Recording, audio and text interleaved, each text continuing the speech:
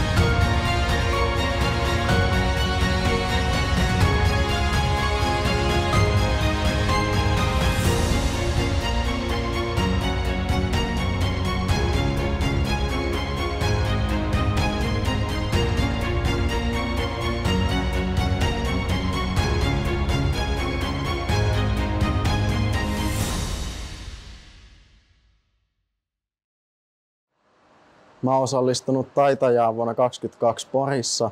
Sieltä lähti mukaan kulta ja se oli kyllä mulle elämän käännekohta. CNC-jyrisintä on laji, joka vaatii tarkkuutta, kärsivällisyyttä ja ongelmanratkaisukykyä.